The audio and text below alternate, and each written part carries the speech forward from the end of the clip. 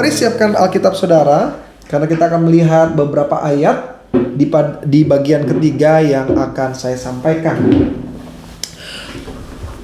Jadi kalau saudara mungkin baru melihat video ini, saran saya adalah baik jika engkau coba cari dulu video dari bagian pertama, bagian yang kedua, lalu bagian yang ketiga. Karena terbatasnya durasi yang diberikan oleh GBHMJ dalam setiap video khotbah, jadi saya harus memecahnya menjadi 3 bagian supaya apa yang saya siapkan benar-benar dapat tersampaikan dengan baik kepada jemaat-jemaat Tuhan. Haleluya. Yakobus pasal pertama ayat 2 sampai dengan yang ketiga. Lalu kita lompat Roma pasal 5 3 sampai dengan yang keempat. Tema yang saya persiapkan adalah dampak positif di tengah masalah. Yakobus pasal 1 ayat 2 sampai dengan ayat yang ketiga. Alkitab berkata, saudara-saudaraku, anggaplah sebagai suatu kebahagiaan apabila kamu jatuh ke dalam berbagai-bagai pencobaan, sebab kamu tahu bahwa ujian terhadap imanmu itu menghasilkan ketekunan. Kita lompat dalam Roma pasal 5 ayat yang ketiga sampai dengan keempat. Dan bukan hanya itu saja, kita malah bermegah dalam kesengsaraan kita. Saya tekankan, saudara gak salah dengar, saudara gak salah baca. Alkitab tulis, Paulus katakan kita bermegah dalam kesengsaraan kita. Karena kita tahu bahwa kesengsaraan itu menimbulkan ketekunan. Sama-sama bilang sama saya ketekunan. Dan ketekunan menimbulkan tahan uji. Sama-sama bilang sama saya tahan uji. Dan tahan uji menimbulkan pengharapan. Katakan pengharapan. Dan pengharapan tidak mengecewakan. Amin. Karena kasih Allah telah dicurahkan di dalam hati saya dan hati saudara oleh Roh Kudus yang telah dikaruniakan kepada kita. Nah, saya mau review sejenak apa yang sudah saya sampaikan di bagian pertama dan bagian kedua dari video-video sebelumnya. Dampak positif di tengah masalah yang pertama, kita semakin belajar untuk mengenal Allah kita. Disinilah tingkat kepercayaan kita kepada Tuhan terus bertumbuh. Engkau bukan hanya percaya karena melihat, bahkan engkau percaya sekalipun engkau gak mengalami apa-apa. Engkau harus tetap percaya bahkan sekalipun Tuhan mengizinkan membawa engkau dalam setiap tantangan, kesulitan, persoalan yang kau hadapi. Karena kita yakin rancangannya bukan kecelakaan melainkan damai sejahtera. Yang kedua, apa dampak positif di tengah masalah? Kita sadar bahwa kita butuh Tuhan. Kita di tengah wabah ini semakin menyadari bahwa kemampuan dan kelebihan kita gak ada apa-apanya. Keagamaan kita gak nolong, kekayaan kita gak nolong, kecerdasan kita gak nolong. Satu-satunya pertolongan sejati hanya di dalam Yesus. Yang ketiga, kita menjadikan masalah ini sebagai sarana untuk mengubah karakter kita. Sama seperti Paulus. Paulus diubah Tuhan karakternya melalui apa? Duri dalam daging. Dia menjadi orang yang lebih rendah hati. Dia menjadi orang yang berbeda karena ditekan dengan tantangan dan kesulitan dalam kehidupannya. Bahkan Paulus berkata, aku justru bermegah bukan dari kelebihanku, tapi justru dari setiap kelemahan-kelemahanku. Dan yang keempat, dampak positif di tengah masalah adalah kita menjadikan masalah, kesulitan dan tantangan menjadi sarana untuk kita mengalami kuasa Tuhan. Kesaksian-kesaksian yang dahsyat itu kan justru datangnya dari setiap persoalan yang besar. Saudara udah dengar kan kesaksian gembala sidang kita, Tuhan izinkan kekurangan, keadaan yang sangat buruk dalam ekonomi, sampai akhirnya Tuhan angkat satu persatu sampai akhirnya diberkati berkelimpahan. Kan menjadi dahsyat. Karena dari apa yang tidak ada menjadi ada. Dari apa yang mustahil menjadi mungkin. Nah, itulah yang saya bilang. Di tengah dampak yang sangat buruk kita alami, ada hal yang positif. Yaitu kita menjadikan masalah sarana untuk kita mengalami kuasa Tuhan. Nah, kita mulai masuk bagian yang ketiga. Siapkan hati. Buka Matius pasal 5 ayat 16. Matius pasal 5 ayat 16. Saya baca bagi setiap saudara, dengarlah baik. Demikianlah hendaknya terangmu bercahaya di depan orang, supaya mereka melihat perbuatanmu yang baik dan memuliakan Bapamu yang di sorga. Ketika video bagian ketiga ini saya buat, saudara, pemerintah Republik Indonesia itu sudah menetapkan masyarakat untuk work from home, atau istilah yang kedua tuh stay at home, sudah hampir 2 bulan. Dan ini masih terus berlangsung dengan jangka waktu yang tidak menentu. Maksudnya belum ada kepastian ini mau sampai kapan gitu. Dan masalah yang paling besar diakibatkan dari wabah ini adalah keributan. Keributan dalam masalah medis, kesehatan maksud saya. Keributan dalam masalah ekonomi. Dan saudara tahu nggak apa keributan yang juga paling berdampak di tengah wabah ini? keributan rumah tangga. Nah itu yang saya maksud. Kita agak sedikit lebih santai, tapi saya percaya firman Tuhan akan bekerja dengan luar biasa. Jika engkau buka hati, Tuhan mau ubahkan jauh lebih baik, jauh lebih sempurna dari sebelumnya. Dilansir dari berita yang dapat saudara cari juga, searching di Google, dikatakan bahwa angka perceraian di China selama masa pandemi COVID-19 atau virus corona ini, 1 bulan saja sejak awal Januari, kan sebenarnya COVID-19 ini sudah mulai merebak dari akhir Desember 2019. Mulai semakin parah itu di bulan-bulan Januari. Dan pemerintah sudah mulai melockdown, sudah mulai melakukan pembatasan social distancing dan lain sebagainya itu dari awal-awal Januari di negara China. Dan sudah tahu nggak faktanya? Hanya dalam kurun 1 bulan saja, angka perceraian yang diajukan untuk suami istri berpisah di China itu sampai 300 rumah tangga, 300 pasangan. Saya bisa bayangin nggak? Apa dasarnya? Sederhana. Terlalu sering ketemu, terlalu sering. Ini sebenarnya hal yang unik ya saudara ya. Orang kau menikah supaya bisa bersama-sama, tapi faktanya terlalu sering bertemu, terlalu sering bersama-sama justru membuat keadaan semakin buruk. Makanya sedikitnya 300 pasangan minta bercerai. Saya mau tanya kepada setiap jemaat Tuhan yang menyaksikan video ini, khususnya engkau yang sedang mengalami masa-masa isolasi diri di rumah, work from home, stay at home, whatever, apapun istilahnya. Saya mau tanya, Pak, Bu, keluarga saudara harmonis? Harmonis atau Harmagedon? Harmonis atau penuh dengan keributan? Karena ada banyak suami-suami yang mulai bilang, mendingan saya kerja pendeta, benar. Mendingan saya dari pagi sampai malam. Saya biar capek di luar, tapi minimal gak ribut kayak gini. Ada banyak istri-istri yang mulai bilang, waduh pendeta bener deh. Kalau pendeta tanya apa yang bikin saya bahagia kalau suami saya pergi keluar. Saya bahagia kalau saya lihat dia ke kantor, itu saya lebih bahagia. Ini saya lihat dia di rumah terus. Nah saudara, ada sesuatu yang salah kalau dalam rumah tanggamu pada saat-saat seperti ini, engkau justru mengalami konflik yang membuat pertengkaran, yang saling menyakiti, bahkan cenderung engkau sampai ada perkataan lebih baik cerai. Kenapa? Karena setan mulai masuk dan merusak apa yang baik yang sudah Tuhan rancangkan dalam kehidupan orang-orang percaya. Pak, Bu, dasar dari segala sesuatu dalam kehidupan manusia adalah keluarga. Maksud saya begini, keluarga adalah pondasi. Kalau pondasi keluargamu kuat, betul tantangannya besar, betul tantangannya bertubi-tubi. Tapi pondasi yang kuat ini akan mempertahankan segala sesuatu. Tapi sebaliknya, kalau rumah tangga saudara ribut, penuh dengan pertengkaran, saling menyakiti, jangankan bicara masalah besar, masalah kecil juga datang, hancur keluarga saudara. Dan ini yang setan mau terjadi. Nah, apa sih sebenarnya dampak positif dari masalah yang kita hadapi di tengah wabah corona ini? Yang pertama, seharusnya engkau memiliki hubungan keluarga yang dipulihkan. Loh, kok pendeta di tengah wabah seperti ini keluarga saya dipulihkan? Betul, karena ada quality time yang lebih baik dari hari-hari yang sebelumnya. Buka Efesus pasal 5 ayat 33. Kita mulai masuk bagi poin yang pertama dari bagian yang ketiga. Lihat Efesus pasal 5 ayat yang ke-33. Alkitab berkata, bagaimanapun juga bagi kamu masing-masing berlaku, kasihilah istrimu seperti dirimu sendiri, dan istri hendaklah menghormati suaminya. Pak, Bu, suami punya kodrat berbeda, istri punya kodrat berbeda. Tapi kedua kodrat ini ketika disatukan menghasilkan kebahagiaan. Itulah kenapa engkau tidak lagi disebut dua, tetapi engkau disebut satu. Karena sesungguhnya ada hal yang baik. Dan pernikahan itu kan rencananya Allah. Tuhan yang menciptakan Adam, Tuhan sendiri yang berinisiatif. Tidak baik manusia itu seorang diri saja. Diberikanlah Hawa. Nah, perbedaan ini menyatukan. Tapi setan gak suka.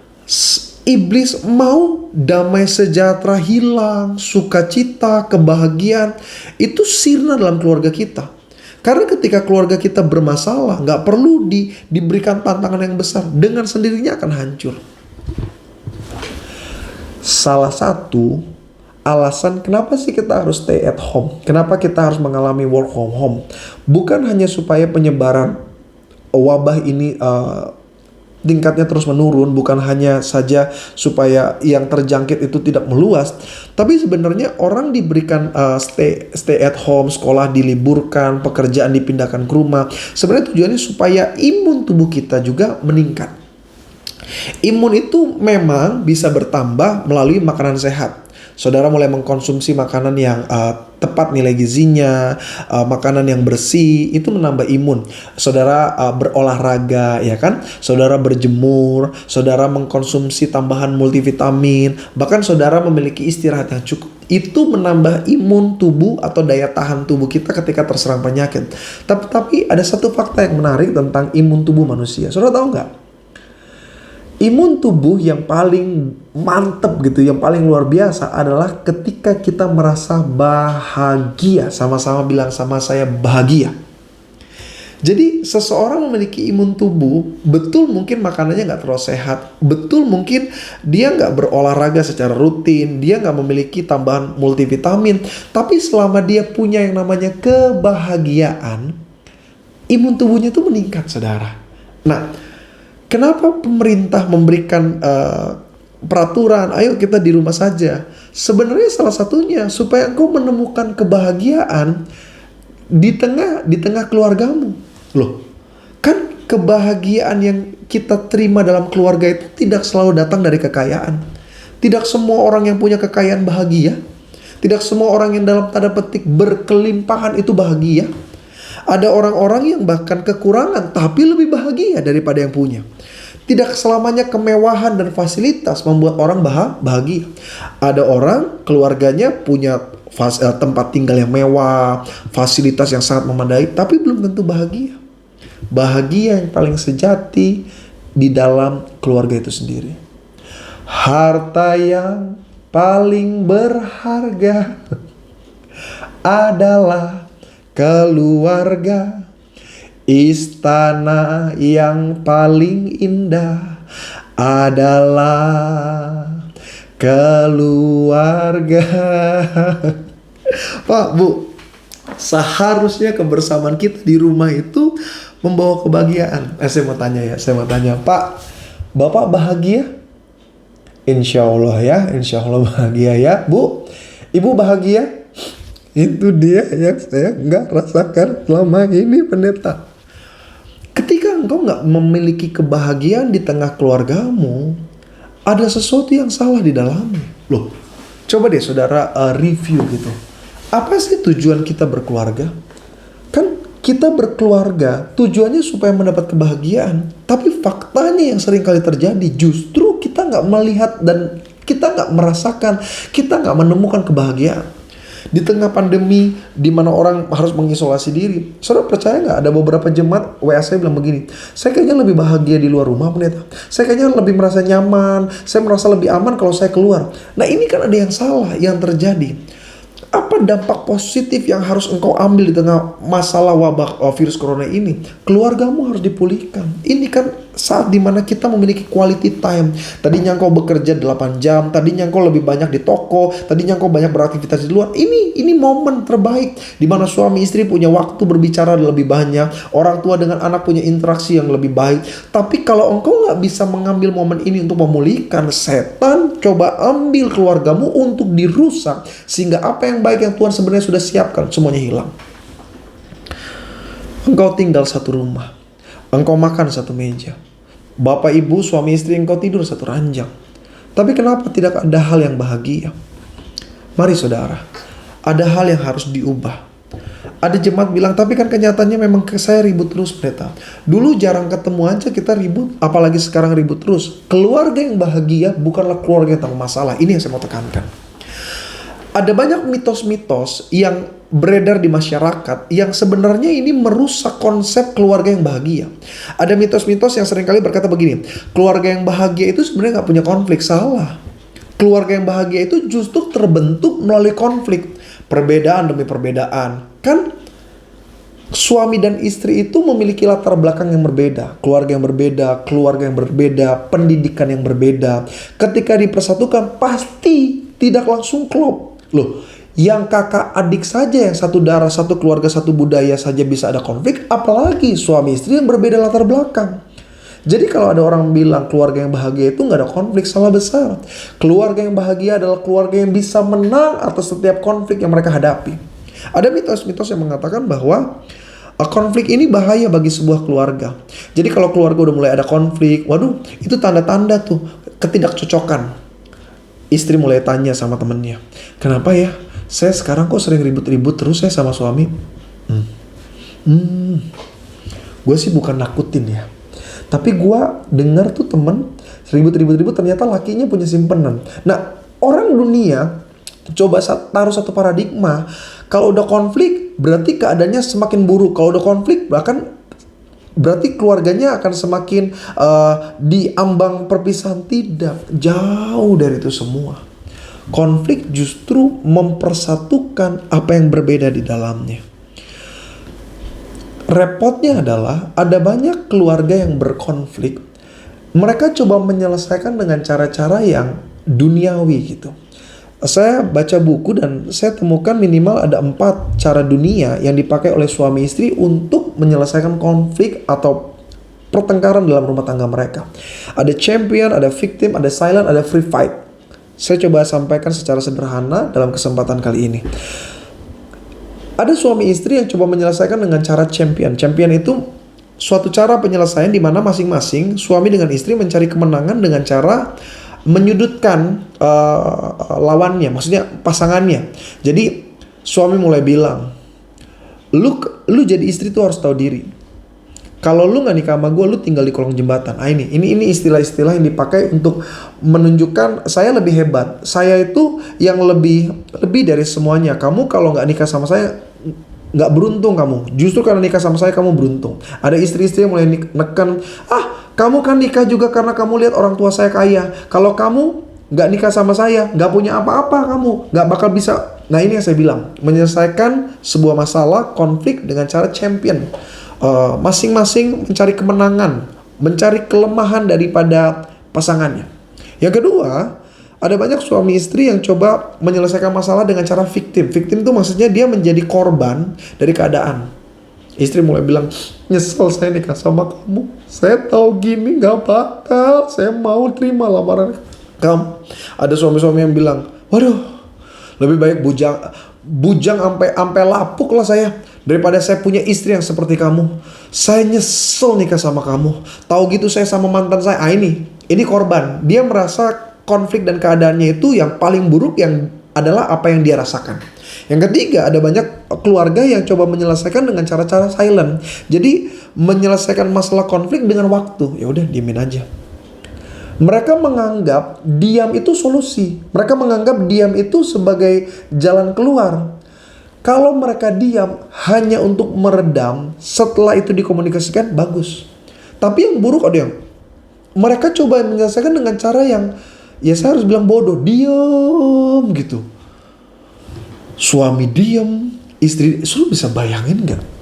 Kalau dulu mungkin sebelum stay at home, engkau diem-dieman, masih ada hal di mana engkau melampiaskan keadaanmu di luar lah. Suami pergi ke kantor, istri coba cari kesibukan. Ini di rumah terus, nggak keluar kemana-mana. Kalau rumah saudara besar enak. Satu di sudut rumah bagian utara, satu di sudut rumah bagian selatan. Nah, ini udah rumah kecil, kontrak, petak lagi. Antara dapur sama ruang tamu satu tempat. Terus diem-dieman. Gimana lah saudara ngejalanin rumah tangga? Udah 3 hari gak saling ngomong-ngomongan. Setiap tidur satu lancang kanan, satu lancang kiri. Suami mau ke dapur aja ngeliat-ngeliat dulu. Ada dia di dalam gak? Istri yang lagi di dapur, pas lagi minum ngeliat suami mau masuk ke dapur, sengaja dilama-lamain. Biar gak ketemuan. Suami mau minum, bingung, istri di dalam. Istri lagi minum, disengajain dilama-lamain. Glek. Biarin lu mati keausan lu sana. Gak enak saudara. Coba deh. Dulu sebelum ada keributan, rumah sempit itu mesra, ya kan? Dari ruang tamu ke dapur dengan celah pintu yang sempit, tapi karena mesra, enak. Suami lewat, mindik-mindikan sama istri. Mama mau kemana? Mau ke dapur. Papa mau ke sana. Geser, geser, geser, geser, geser, geser. Enak ya kan? Tapi kalau diem-dieman, mau lewat di tempat sempit juga, aduh, kayaknya deket dengan aura kematian gitu. Dan yang keempat, ada banyak rumah tangga yang coba menyelesaikan dengan cara yang paling brutal, free fight. Mereka yaudah saling bentak, saling menghina, saling menyakiti. Bahkan yang paling buruk, suami pukul, istri nggak mau kalah, dia tangkis, dia pukul juga suami. Dan ini yang setan mau. Setan mau keadaan rumah tangga kita hancur. Pak, Bu, masa-masa di mana pemerintah mengizinkan kita untuk work from home, stay at home, ini masa yang paling bagus untuk kita mengalami pemulihan dalam keluarga. Ada jemaat tanya, Pak, kalau gitu apa yang harus saya lakukan supaya rumah tangga saya dipulihkan di tengah keadaan yang seperti ini? Jawabannya sederhana, sabar. Sama-sama bilang sama saya, sabar. Sebelum saya jelaskan, kita buka Alkitab. Amsal pasal 14, pasal 15, dan pasal 16. Ada 3 ayat tentang sabar. Saudara perhatikan kembali baik Alkitab saudara. Akan saya baca bagi setiap jemaat Tuhan. Amsal 14 ayat 29, ini ayat yang pertama. Orang yang sabar besar pengertiannya, tetapi siapa cepat marah membesarkan kebodohan.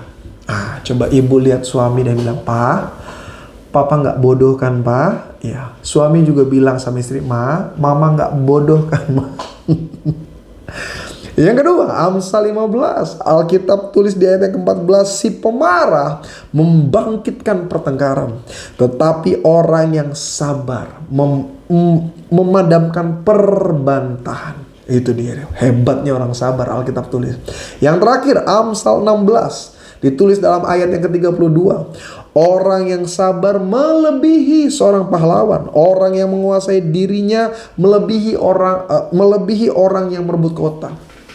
Sesungguhnya Alkitab banyak menyabarkan betapa pentingnya kesabaran dalam menangani suatu masalah, suatu konflik, suatu persoalan. Khususnya untuk rumah tangga.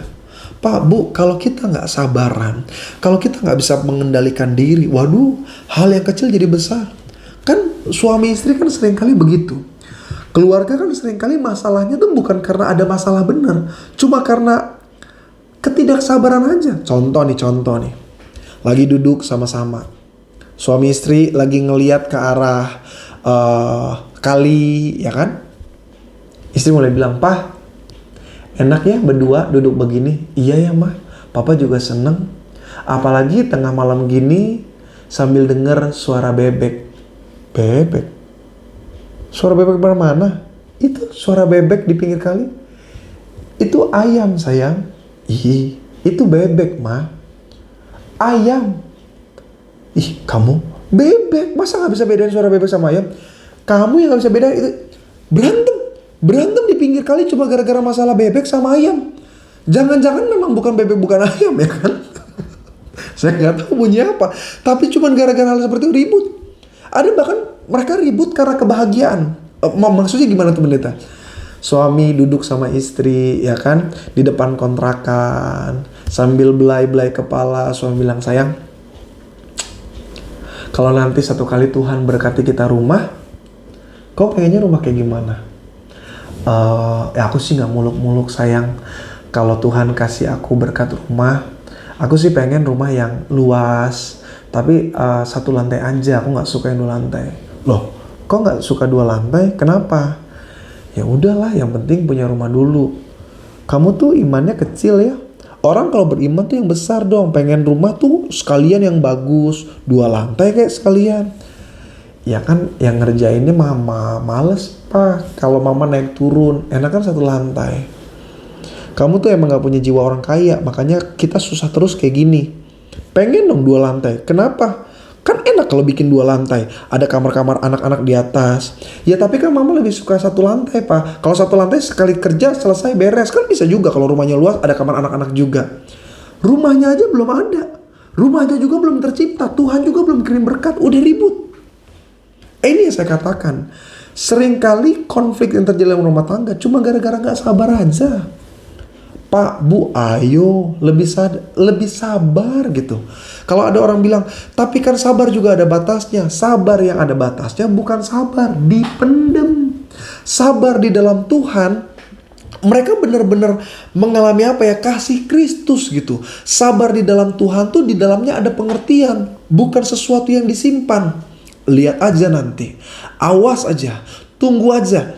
Ini kan cara-cara setan yang membuat engkau nggak punya kesabaran yang baik. Banyak istri itu kalau berdoa dahsyat. Banyak suami itu kalau pengertian firman luar biasa. Tapi apa yang membuat mereka selalu gagal? Mereka sulit untuk sabar, itu aja. Banyak istri kalau dia berdoa, dahsyatnya luar biasa. Dia kalau berdoa tuh kata kalimatnya tuh bagus, susunannya lengkap. Pokoknya kalau dia berdoa, anak-anaknya juga sampai nangis. Bukan karena doanya mantap, nggak amin-amin, doa terus. Tapi seringkali nggak bisa sabar, ngelihat sedikit berantakan, marah. Sedikit ngelihat berbeda dengan apa yang dia suka, ribut. Ada banyak suami kalau ngomong firman luar biasa, dipercaya bahkan dalam pelayanan, sharing firman, tapi nggak bisa punya kesabaran. Sebentar pukul, sebentar maki. Lalu apa yang baik yang dapat kita ciptakan dalam keluarga? Inilah masa dimana kita ayo praktekkan kesabaran. Dulu kita lihat suami pagi kerja, malam sudah pulang. Sekarang dari terbit matahari sampai pada masuknya kita lihat suami kita. Tapi di sinilah kita lebih sabar. Orang yang sabar itu memiliki pengertian yang lebih baik. Makanya gini, kalau konflik terselesaikan, kalau perbedaan, masalah dalam keluarga bisa diambil solusi, dampaknya tuh sangat baik bagi keluarga. Pasangan jadi lebih mengerti satu dengan yang lainnya. Oh, begini toh suami saya. Oh, begini toh istri saya. Itu bisa didapat kalau kita sabar. Pasangan tuh lebih dewasa, bisa lebih terbuka. Bahkan ketika kita punya kesabaran, itu mengobati kepahitan loh saudara. Istri-istri yang tersakiti, suami-suami yang terkecewakan, ketika lebih sabar, itu sebenarnya terjadi pemulihan dalam dirinya. Dia mulai lebih melihat istri, suaminya sebagai anugerah dan bukan sebagai bencana. Dia lebih melihat pasangannya dengan kasih Kristus. Dia mulai lihat istrinya dan bilang, bersyukur saya punya dia. Walaupun seringkali keras kepala, seringkali menjengkelkan, tapi ini yang terbaik yang Tuhan kasih. Itu kan datangnya dari kesabaran, saudara. Istri bisa bilang, Tuhan bangga saya punya suami seperti ini. Walaupun cerewet, jorok, tapi inilah yang paling spesial. Datangnya dari mana? Datangnya dari kesabaran. Coba deh, coba saudara langsung praktek deh sekarang juga. Sambil lihat video ini, coba lihat pasangan saudara. Lihat, Bu, lihat. Lihat suami, bapak lihat istri, coba lihat. Apa yang kira-kira bapak lihat dari pasangan? Kalau bapak ibu ngelihat pasangan lalu bilang begini, buta kali gue dulu nih nikah sama dia. Atau ibu lihat suami dan bilang, kutuk apalah saya dapat nih laki kayak gini. Nah, udah gak ada kasih, udah gak ada kesabaran. Pantas saja konflik yang kecil jadi besar dalam rumah tangga saudara. Tapi kalau orang punya kesabaran, dia ngelihat kekurangan pasangan itu sebagai sebuah hal yang baik. Maksud saya begini, orang kalau nggak punya kesabaran, istri masak nggak enak, bisa dilempar tuh meja. Masakan apaan nih? Masakan kayak gini, wah dia banting itu meja makan. Tapi kalau dia punya kesabaran, dia makan, kok nggak enak ya? Kesabaran itu membuat dia punya pengertian. Jangan-jangan lagi banyak pikiran istri saya. Nah, suami yang mulai pengertian, akhirnya timbul tuh hati yang melayani. Dia mulai bilang, "Mah, udah.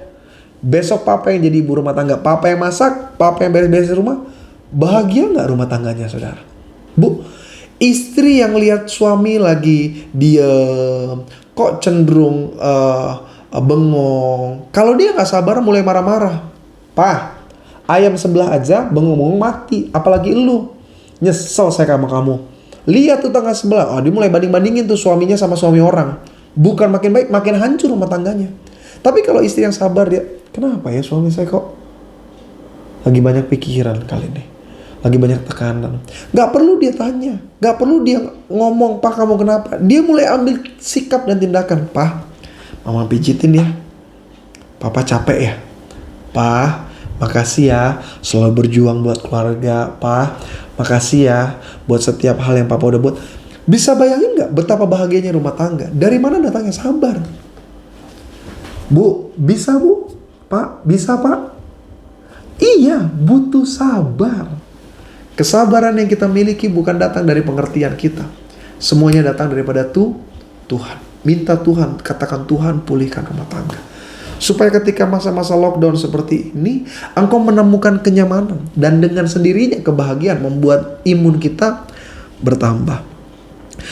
Anak-anak di rumah tuh lebih nyaman bukan hanya karena fasilitas, bukan karena internetnya bagus, bukan karena TV atau permainan mereka tersedia. No, seringkali anak-anak bahagia ketika mereka melihat papa mamanya juga bahagia.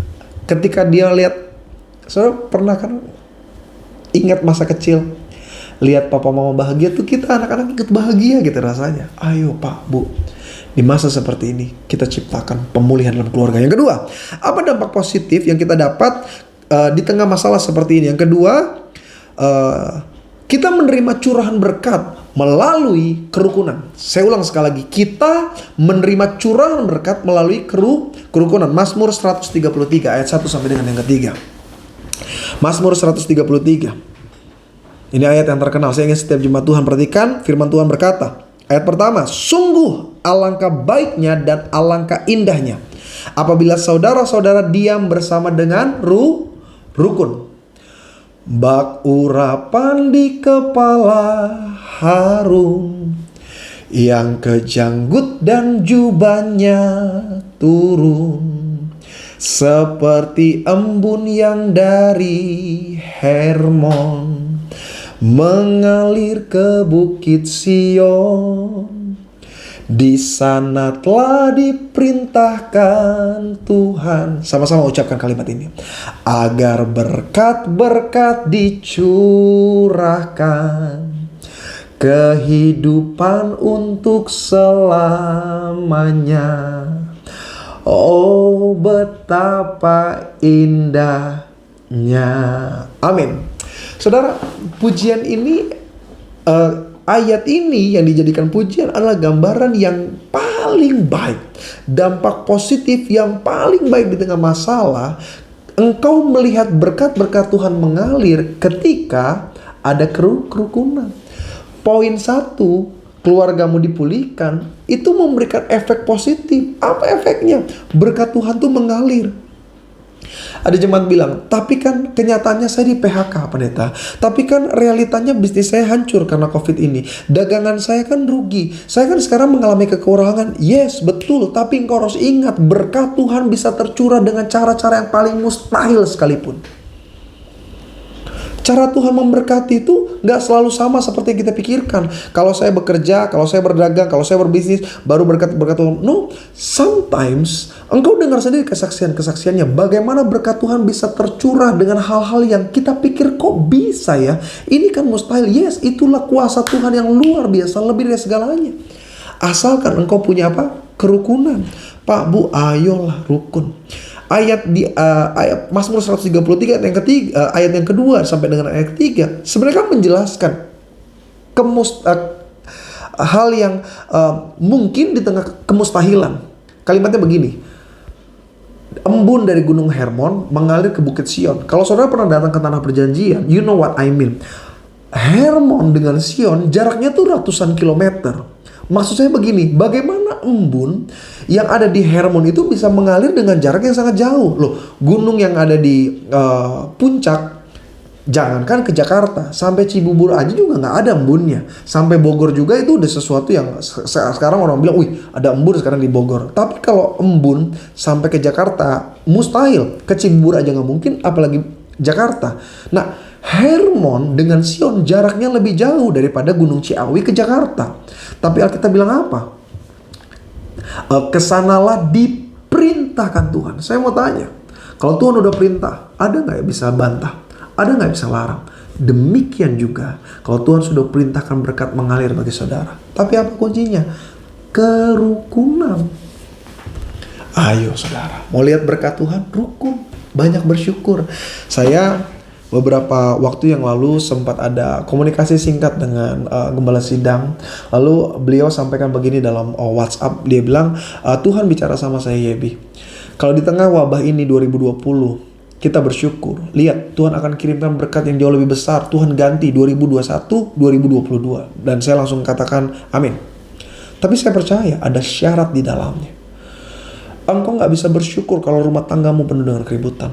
Engkau gak bisa bersyukur kalau di tengah keadaan seperti ini, suami menyakiti istri, istri menyakiti suami. Ayo, rukun. Ketika engkau rukun tanpa engkau minta, berkat Tuhan mengalir kok. Karena ini kan masa penampian, ini masa-masa ujian. Kalau benar apa yang Tuhan sampaikan kepada gembala sidang kita, bahwa di tahun-tahun ini setiap kita diuji dan tahun depan akan Tuhan kembalikan jauh lebih besar, maka pertanyaannya hari ini bagi setiap kita, Pak, Bu, engkau menjalani masa-masa sukar ini dengan bersyukur atau dengan bersungut? Engkau menjalani masa-masa ini dengan berpengharapan atau justru dengan keadaan yang engkau hilang pengharapan? Engkau menerima mujizat atau engkau hanya akan melihat orang lain menikmati mujizat Tuhan? Mari sama-sama kita belajar memiliki kerukunan di tengah keadaan seperti ini. Supaya apa? Janji Tuhan mengalir bagi setiap kita. Haleluya.